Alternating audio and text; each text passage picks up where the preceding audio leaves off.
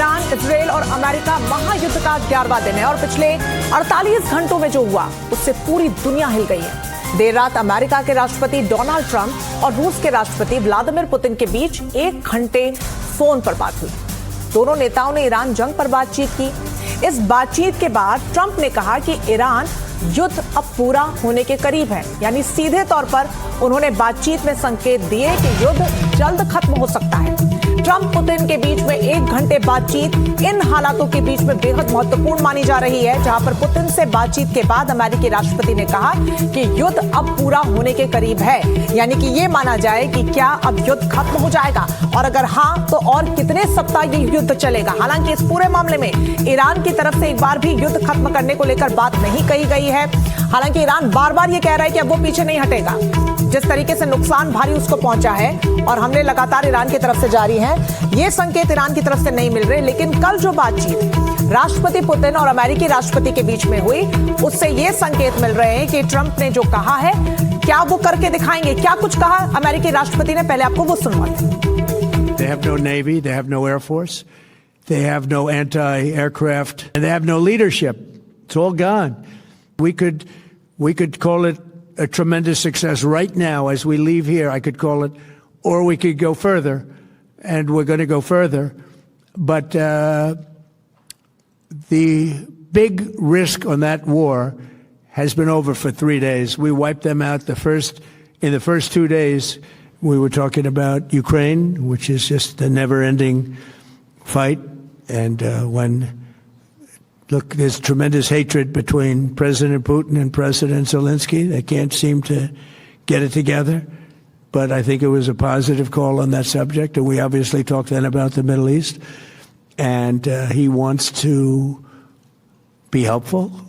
I said, you could be more helpful by getting the Ukraine-Russia war over with. That would be more helpful. तो सुना आपने अमेरिकी राष्ट्रपति Donald Trump क्या कह रहे हैं कि शुरुआती 1 से 3 दिन के अंदर ही ईरान अपनी टॉप लीडरशिप खो चुका था, अपने सारे हथियारों को पूरी तरीके से खत्म कर चुका था।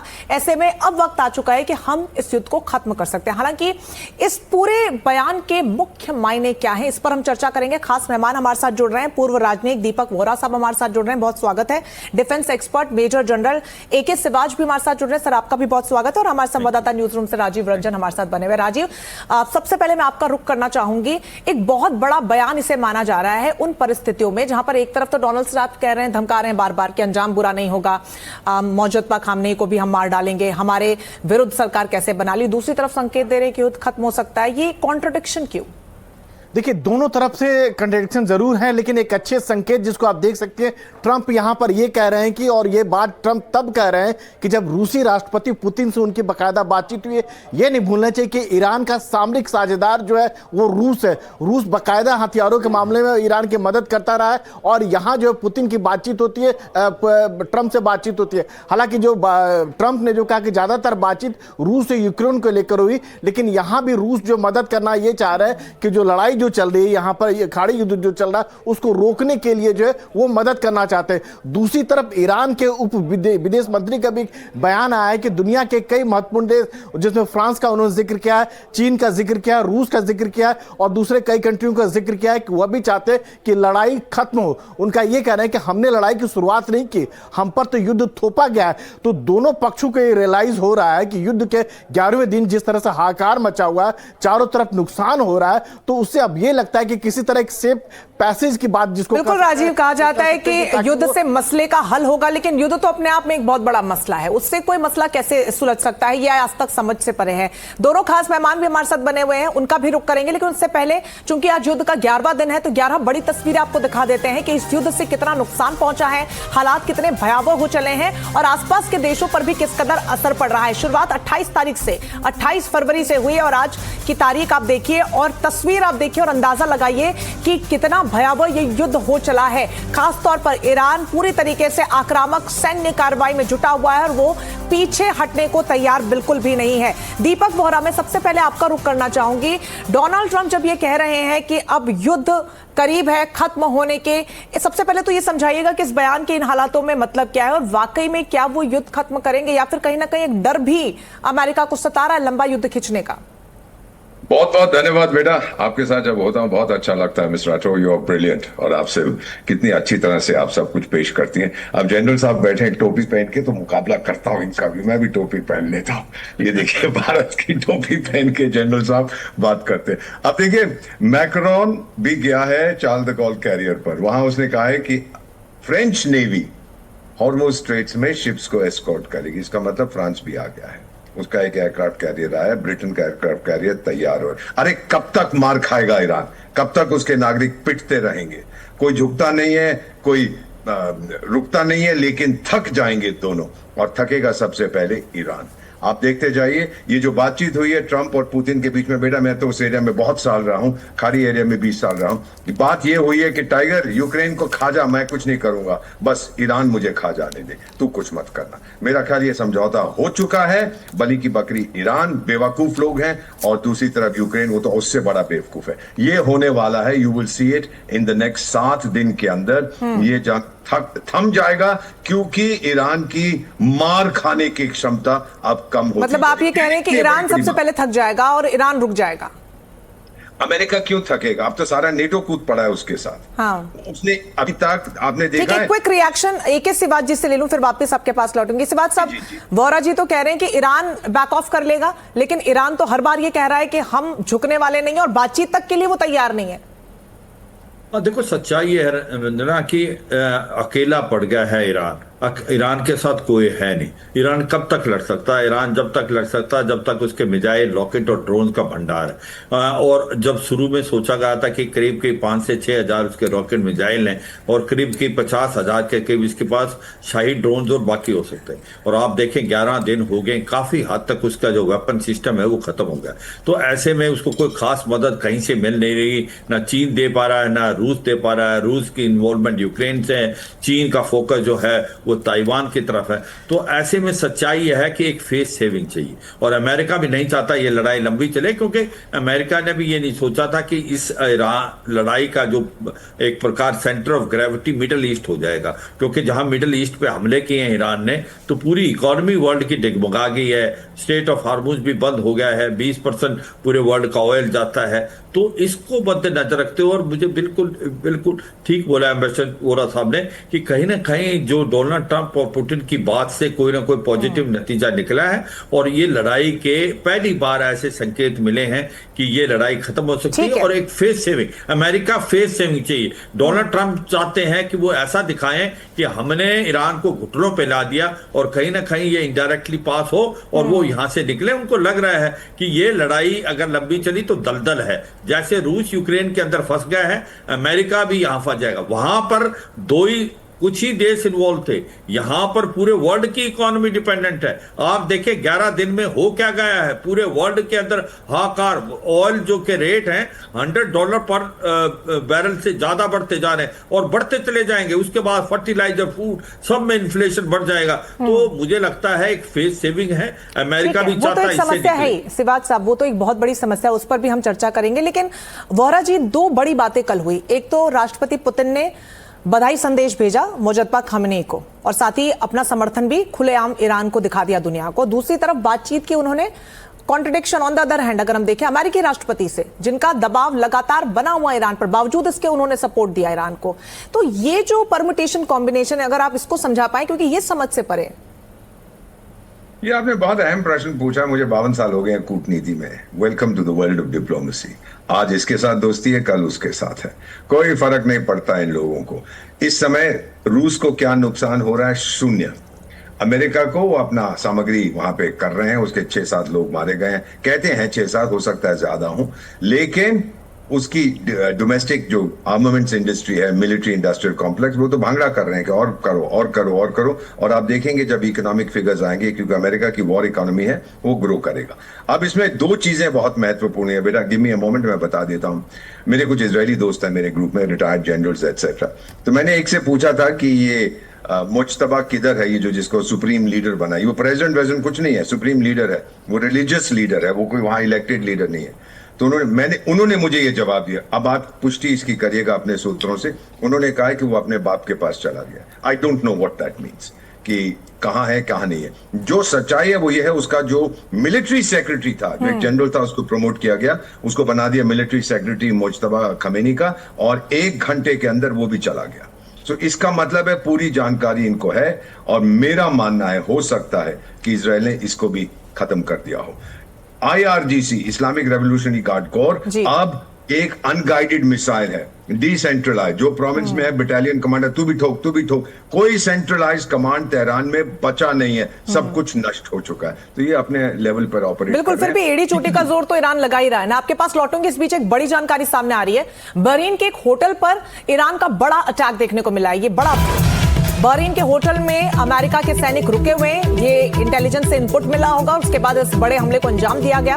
ईरान के अटैक के बाद होटल में जबरदस्त आंख की ऊंची लपटें नजर आई। तस्वीरें आपको दिखा रहे हैं, हालांकि दूर से तस्वीरें हैं, लेकिन धुएं के गुबार से आप समझ पाएंगे कि कितना जबरदस्त ये पूरा हमला रहा है। राजीव, बहरीन के होटल पर बड़ा अटैक किया गया। राजीव, आपके पास लौटूंगी, विस्तार से इस जानकारी को और आपसे समझेंगे, लेकिन एक और बड़ी खबर बता देते हैं इन सबके बीच कि कुवैत में भी ईरान के 6 ड्रोन मार गिराएंगे।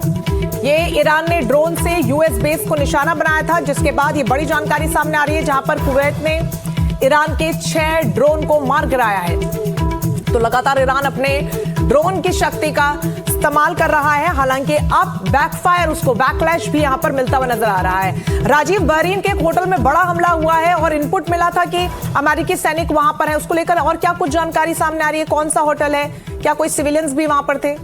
देखिए, जो जानकारी मिल पा रही है कि बहरीन का एक होटल था जहां अमेरिकन सैनिक ठहरे हुए थे, और उसको हिट करके आया था, और उसको जिस तरह से धुएं का गुब्बार निकल रहा है, उसे आप अंदाजा लगाइए कि वहां का जो एयर डिफेंस सिस्टम, यानी अमेरिका का जो एयर डिफेंस सिस्टम है, वो पूरी तरह से नाकाम हो रहा है, जो ईरानी मिसाइल को रोकने के लिए, ड्रोन को रोकने के लिए। और पूरा अगर देखें कि ईरान के टारगेट में जो अमेरिकी रडार हैं वो किस तरह से हैं। अगर कतर की बात करें तो कतर में AN/APC 132 अर्ली वार्निंग रडार, इस रडार सिस्टम को जो है ईरान के मिसाइल ने पूरी तरह से तबाह कर दिया। और इसकी कीमत की बात कीजिएगा तो 10,000 करोड़ की इसकी कीमत थी। इस रडार सिस्टम को तबाह कर दिया, जिसको लगाने में, दोबारा लगाने में सालों लग जाएंगे। वहीं जॉर्डन की बात करें, AN/TPY-2 रडार, ये इस रडार सिस्टम को भी ईरान के मिसाइल जो पूरी तरह से तबाह कर दिए। थर्ड मिसाइल डिफेंस सिस्टम, जो अमेरिका का सबसे मजबूत, जिसको कह सकते हैं एक डिफेंस सिस्टम माना जाता है, उसको तबाह कर दिया। 2,769 करोड़ रुपए इसकी कीमत है। तो यानी जो अमेरिका का जो एयर डिफेंस सिस्टम है, थर्ड की बात करें, पेट्रियट की बात करें, वो लगातार जो है ईरान के मिसाइल जो है उसको ध्वस्त कर रहे हैं, बर्बाद कर रहे हैं। और यूएई का जो सैटेलाइट कम्युनिकेशन सिस्टम था, जिसके जरिए पूरी नजर रखी जाती थी चारों तरफ, उसको भी लगातार जो है ईरान के जो मिसाइल जो है तबाह कर रहे हैं, ड्रोन तबाह कर रहे हैं। तो इससे ये लगता है कि ईरान के मिसाइल को रोक पाने में जो अमेरिका के जो रडार हैं, जो सिस्टम है, एयर डिफेंस सिस्टम है, वो सक्षम नहीं हो पा रहे। और देखिए, ईरान के टारगेट में, और खासतौर से ये कहना है, ईरान का ये कहना है कि जो भी खाड़ी देशों में जो जहां से हमला होगा वो उन पर असर करेंगे। और इसका जो रडार का जो ध्वस्त जो हुआ है अमेरिका पर, जो इसका असर जिसको कहते हैं बहुत ज्यादा हुआ है, कि एक तरह से कह सकते हैं कि जो यहाँ पर जो एक एयर डिफेंस सिस्टम लगाया गया है, क्योंकि खाड़ी देशों का सुरक्षा का जिम्मा अमेरिका ने संभाल रखा है, और उस सारे एयर डिफेंस सिस्टम को जो तार जो करने का काम ईरान का मिसाइल कर रहे हैं, चाहे थर्ड की बात करें, पेट्रियट की बात करें, AN/APC 132 पर अटैक की बात करें, तो लगातार जो अमेरिका के जो रडार ध्वस्त हो रहे हैं। और इससे जो असर, जिसको कह सकते हैं कि ये सारे हथियार, जिसका एक बोलबाला था कि इसको कोई तोड़ नहीं सकता, इसको कोई बर्बाद नहीं कर सकता, और ईरान उस हालत में, जब 10 साल से उस पर सैंक्शन लगा हुआ है, आप कह रहे हैं कि उसका एयर पावर खत्म हो गया, मिसाइल ये आपको कह रहे हैं नेवी पावर खत्म हो गया, लेकिन उसके बावजूद अगर हिट कर रहा है और बर्बाद कर रहा है तो बहुत बड़ी बात है। बिल्कुल राजीव, ये समझने वाली बात है कि ईरान आखिरकार इतनी आक्रामक सैन्य कार्रवाई को अंजाम दे क्यों रहा है। शायद उसके जखीरे में अभी और भी हथियार शामिल हैं, और जिस तरीके से अमेरिकी एयर डिफेंस सिस्टम को कमजोर वो कर रहा है, उससे उसके हमले और आक्रामक हो रहे हैं। बड़ी खबर अमेरिका के ड्रोन को लेकर, जहां पर अमेरिका के MQ-9 रिपर ड्रोन को मार गिराए जाने को लेकर बड़ा दावा ईरान की तरफ से किया गया है। ईरान ने यह बड़ा दावा किया है कि कैसे उसने अमेरिका के ड्रोन को मार गिराया। ये ड्रोन कौन सा था? MQ-9 रिपर ड्रोन बताया जा रहा है, जिसको ईरान ने मार गिराया है। तो आपको बताएं कि जब एक ड्रोन को शूट किया जाता है, उससे कई गुना, यानी लगभग 10 गुना ज्यादा लागत आती है उसे मार गिराने में, और इसीलिए जो एयर डिफेंस सिस्टम है वो अब यहां पर हल्के पड़ते हुए नजर आ रहे हैं, फिर चाहे अमेरिका की बात हो या फिर किसी अन्य देशों की बात हो। तो चर्चा इस बात को लेकर भी है कि जितनी जल्दी युद्ध खत्म हो जाए उसी में पूरी दुनिया की इनफैक्ट भलाई है। यहाँ पर AK सिवाज जी, अमेरिका लगातार इसको बात को लेकर अपनी बात को सामने रख रहा है, निराशा जता रहा है नए सुप्रीम लीडर की तैनाती को लेकर। कल तो डोनाल्ड ट्रंप ने धमकी भी दे दी थी कि आपने हमारी इच्छा के विरुद्ध उनको अपॉइंट किया है, अब वो जिंदा रह जाए तो हमें बताइएगा। यानी ये खुली धमकी थी और ज्यादा युद्ध को आक्रामक करने की। फिर एक बयान आता है कि युद्ध खत्म होने के निकट है। देखो, इसमें है कॉन्ट्रडिक्शन, इसमें कोई शक नहीं कि अमेरिका बहुत क्लियर है कि अगर कोई भी सुप्रीम लीडर बनेगा वो अमेरिका की टैसिट अंडरस्टैंडिंग से होगा। अगर मुस्तफा खमैनी जो उनके लड़के हैं आयतुल्लाह खमैनी को सुप्रीम लीडर बनाए, वो ज्यादा दिन रुक नहीं पाएंगे। देखना आप, उनको खत्म कर देगा अमेरिका और इजराइल। दूसरी बात यह है कि इसको बनाया किसने, इसका देखो आप देखें अंदर भी उनके अंदर थोड़ी फूट आ रखी है। ईरान के अंदर जो लारा नहीं है, वो नहीं चाहते थे कि कहीं ना कहीं आयतुल्लाह खमैनी के बाद जो मुस्तफा खमैनी बने, मगर IRGC जो है वो बहुत ज्यादा इसके साथ इन्वॉल्व है। IRGC में इसका बहुत होड़ था और काफी समय से ये इनको बोला जाता था शैडो पावर। ये एक प्रकार से सारे डिसीजन आयतुल्लाह अल खमैनी की बजाय मुस्तफा खमैनी लेते थे।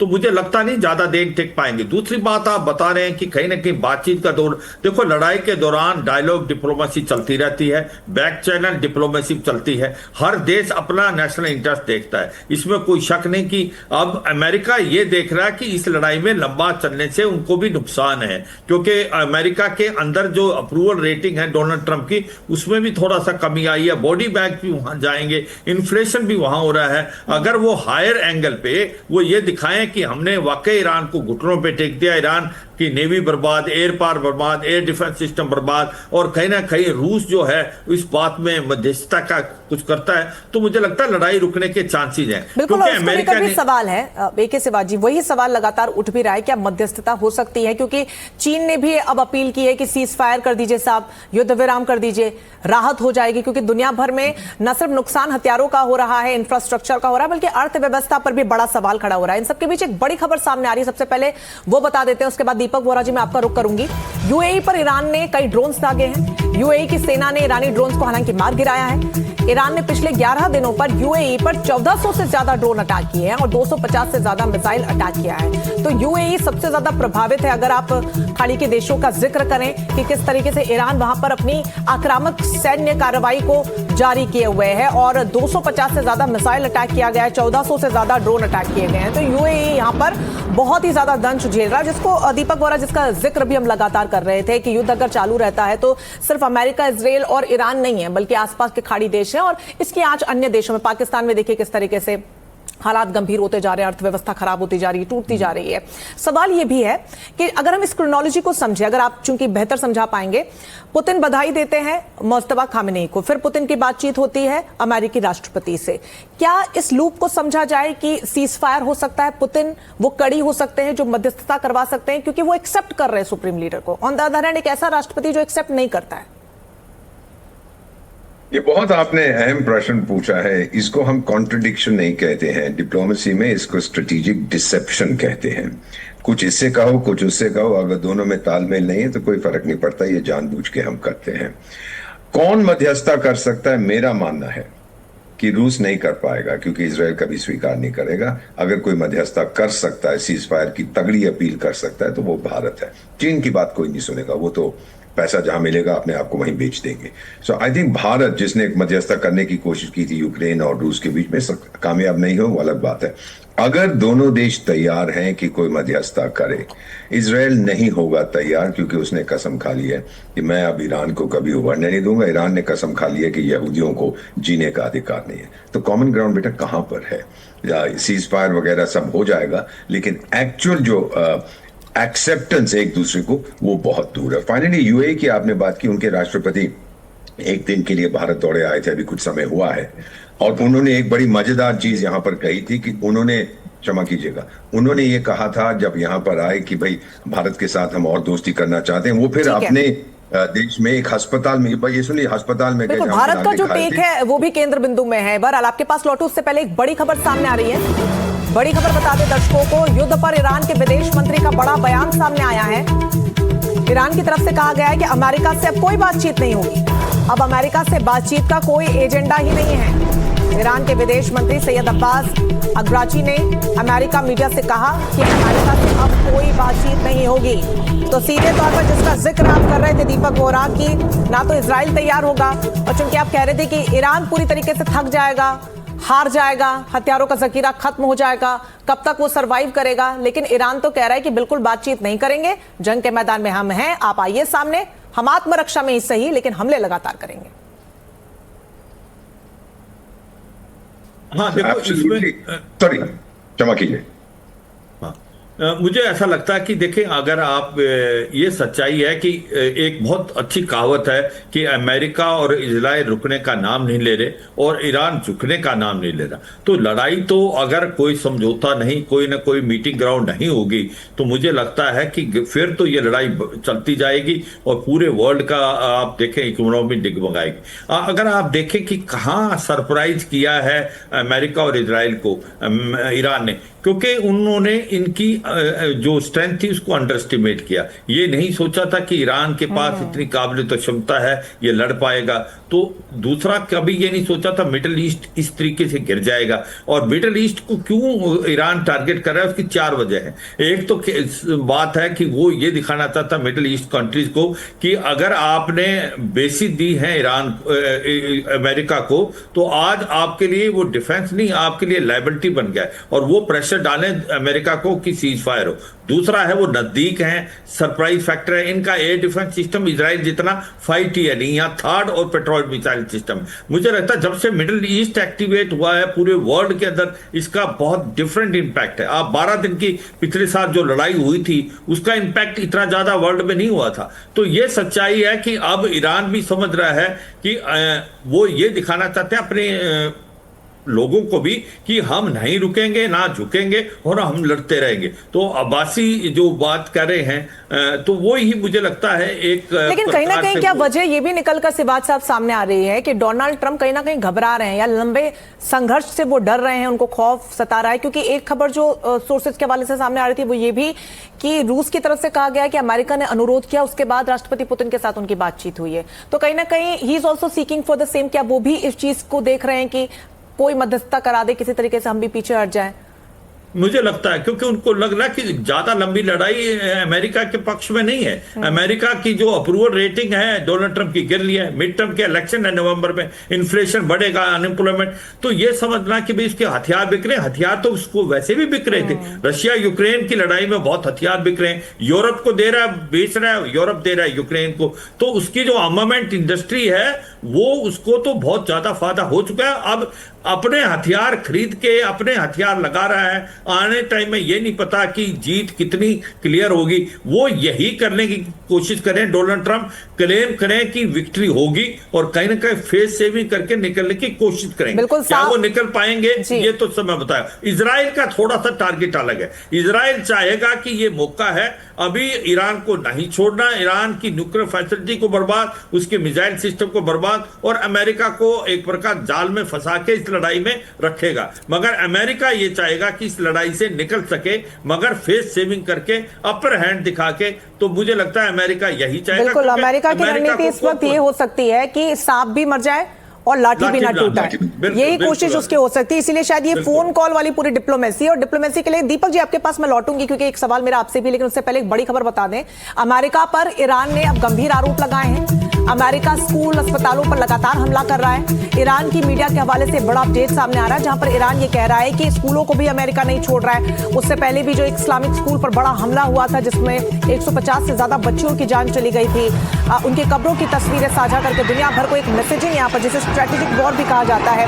हालांकि ये छुपाने वाली कोई बात नहीं है, दुनिया वो तस्वीर देख रही है, लेकिन ईरान ने उस पर आरोप लगाया। अमेरिका ने उल्टा ईरान को कटघरे में खड़ा कर दिया। ईरानी मीडिया के हवाले से बड़ी जानकारी जहां पर अमेरिका पर ईरान ने गंभीर आरोप लगाए हैं और अमेरिका पर स्कूलों अस्पतालों पर हमला करने का बड़ा आरोप है। एक और बड़ी खबर महायुद्ध से जुड़ी हुई। अमेरिकी राष्ट्रपति डोनाल्ड ट्रंप ने कहा ईरानी नौसेना के 51 जहाज हमने तबाह कर दिए।